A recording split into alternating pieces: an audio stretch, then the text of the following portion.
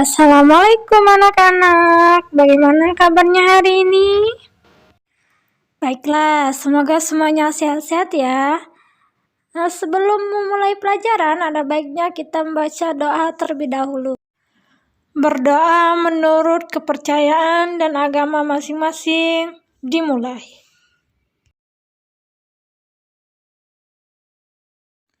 Berdoa selesai. Baiklah anak-anak, ketemu lagi bersama Ibu Eci. Hari ini Ibu akan membahas tentang kompetensi dasar memahami hygiene di bidang kecantikan. Setelah kalian memahami hygiene di bidang kecantikan, peserta didik diharapkan dapat 1. Menjelaskan pengertian hygiene di bidang kecantikan dengan tepat dan benar. 2. Menguraikan tujuan hygiene di bidang kecantikan dengan santun dan percaya diri. 3. Menjelaskan ruang lingkup hygiene di bidang kecantikan dengan tepat dan benar.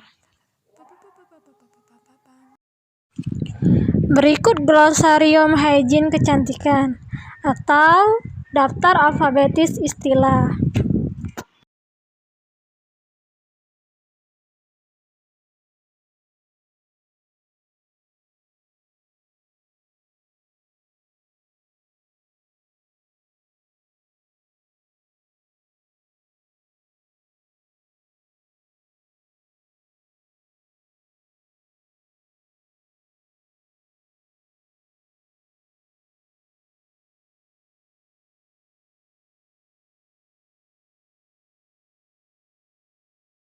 Baiklah, pengertian sanitasi. Sanitasi adalah suatu usaha pencegahan terhadap berbagai faktor lingkungan yang dapat menghindarkan munculnya penyakit, sehingga kesehatan manusia dapat terpelihara secara sempurna. Dapat ditambahkan usaha sanitasi ini, selain pencegahan tumbuhnya penyakit, juga usaha untuk menurunkan jumlah bibit penyakit yang terdapat pada lingkungan manusia. Yang kedua, pengertian hygiene. Hygiene adalah suatu ilmu yang mempelajari segala usaha yang dapat memberikan manfaat bagi kesehatan hidup manusia. Suatu usaha kegiatan pencegahan yang menitik beratkan usahanya pada kegiatan-kegiatan yang mendukung kebersihan, kesehatan, dan keselamatan jasmani maupun rohani manusia dan juga lingkungan hidup di sekitarnya. Nah, jadi sudah tahu kan perbedaan sanitasi dan hygiene?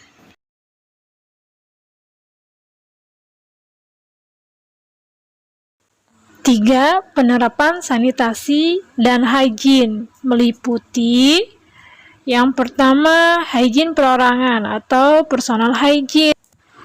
Nah, personal hygiene ini berasal dari bahasa Yunani, yaitu personal yang artinya perorangan dan hygiene berarti sehat. Nah, hygiene perorangan adalah suatu ilmu pengetahuan tentang usaha-usaha kesehatan perorangan untuk dapat melindungi, memelihara kesehatan diri sendiri, serta memperbaiki dan mempertinggi nilai kesehatan, dan mencegah timbulnya penyakit. Berikut beberapa tujuan tindakan hygiene pada kecantikan.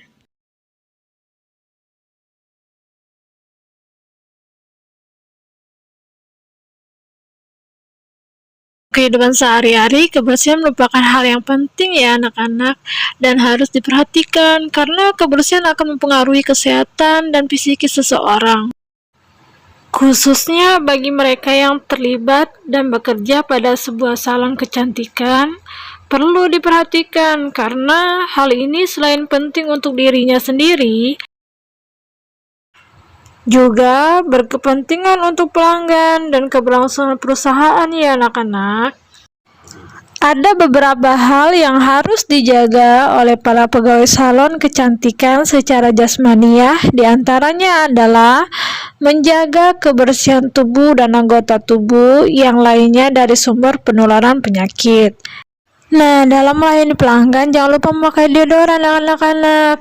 Hindari juga makanan yang bisa menyebabkan bau mulut, serta banyak-banyak ya minum air putih. Jangan lupa membersihkan kotoran hidung setiap pagi dan sore. Jangan lupa sikat gigi secara teratur. Cuci tangan supaya tangan selalu bersih. Ada beberapa syarat hygiene pekerja juga yang harus kalian perhatikan. Pakaian kalian, penampilan, aksesoris yang kalian pakai, kaos kaki ya. B. Sanitasi dan hygiene lingkungan. Lingkungan merupakan suatu tempat di mana seseorang berada untuk melakukan kegiatan.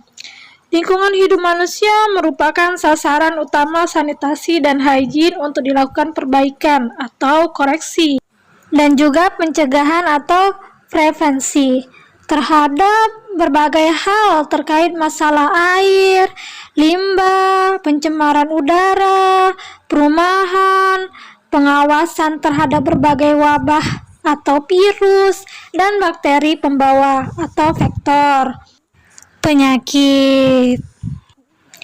Lingkungan hidup manusia memiliki mobilitas yang tinggi sehingga memiliki bervariasi lingkungan, antara lain lingkungan tempat tinggal, tempat kerja, dan berbagai tempat sesuai kegiatannya.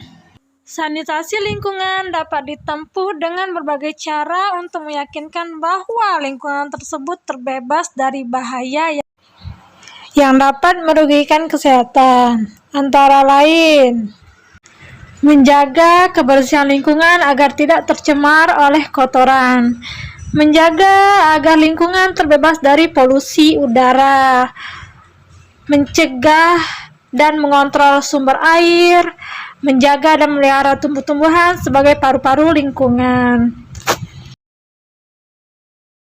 Hygiene sebuah perusahaan bertujuan untuk menjaga, melindungi, memelihara, serta mempertinggi tingkat kesehatan jasmani dan rohani manusia yang bekerja dalam suatu perusahaan, baik pimpinan perusahaan itu, karyawan, maupun semua orang yang datang dan berurusan dengan perusahaan itu. Nah, salon kecantikan dikategorikan tempat untuk melayani pembeli jasa yang memerlukan perawatan kecantikan. Oleh karena itu, penyelenggaraannya harus memenuhi syarat kesehatan dengan selalu memperhatikan kebersihan ruangan. Ruangan salon harus menjadi tempat yang nyaman dan tentram. Kriteria bangunan standar minimal sebuah salon dapat digambarkan melalui beberapa foto berikut ini. Bagaimana anak-anak? Terlihat nyaman, rapi, dan bersih kan? Nah, untuk mendapatkan ruangan yang nyaman, ada beberapa usaha yang harus kita lakukan. Perhatikan kebersihan interior maupun eksterior. Pencahayaannya juga harus baik. Begitupun juga dengan instalasi listriknya, penataan perabotan ruangan salon, dan juga tempat pembuangan kotoran manusia dan air limbahnya. Sanitasi peralatan salon atau toolkit adalah tindakan pembersihan sterilisasi alat yang dipergunakan di salon untuk pelayanan berbagai jasa perawatan kecantikan. Tujuan sanitasi dan hygiene adalah menjaga kondisi alat agar tetap steril, tidak terkontaminasi udara pada saat penyimpanan, dan membersihkan dari berbagai kotoran atau sisa-sisa kosmetika agar tidak memberi peluang berkembangnya mikroba yang menyebabkan alat berjamur, serta mengkondisikan suhu ruangan dalam penyimpanan agar terhindar dari karat.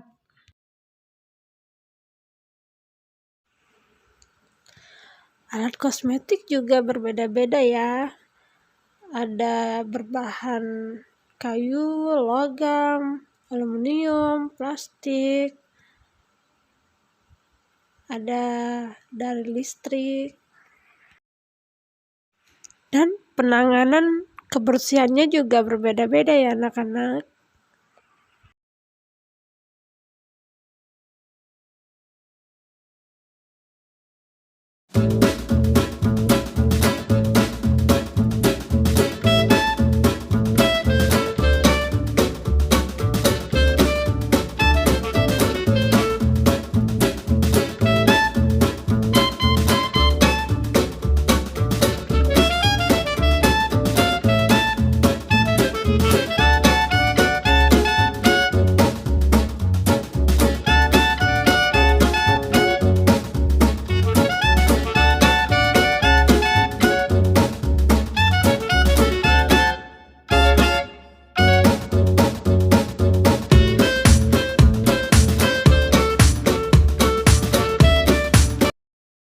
Yang terakhir, sanitasi hygiene kosmetika.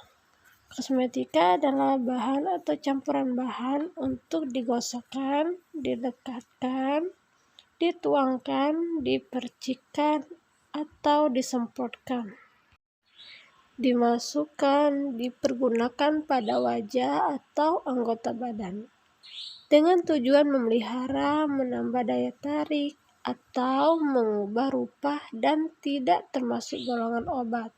Kosmetika yang dipergunakan harus terdaftar pada Departemen Kesehatan, kecuali yang diproduksi dan digunakan untuk kalangan sendiri di bawah pengawasan seorang apoteker. Penerapan sanitasi dan higien kosmetika lebih pada pengetahuan tentang masa kadaluarsa, bahan yang terkandung dalam kosmetika, teknik penyimpanan, dan pemakaiannya berdasarkan wujud kosmetika. Nah, jika sanitasi higien kita tidak tepat, bisa saja menimbulkan penyakit anak-anak. Di antaranya bisa terjangkit aliran pernapasan karena debu, asma, atau penyakit kulit yang disebabkan oleh faktor fisik dan lainnya. Nah, jadi penting ya anak-anak untuk menjaga kebersihan. Nah, demikianlah materi kita pada hari ini. Apakah kalian sudah mengerti anak-anak? Nah, ini ada beberapa tugas. Silakan dikerjakan dengan semangat ya anak-anak.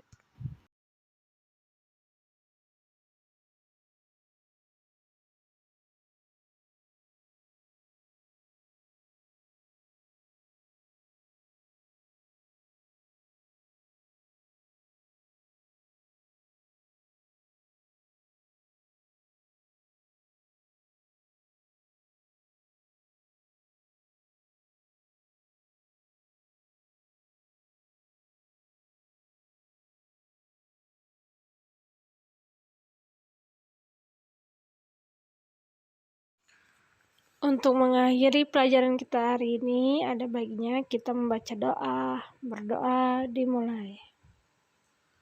Berdoa selesai. Baiklah, mengakhiri. Assalamualaikum warahmatullahi wabarakatuh. Sampai ketemu anak-anak.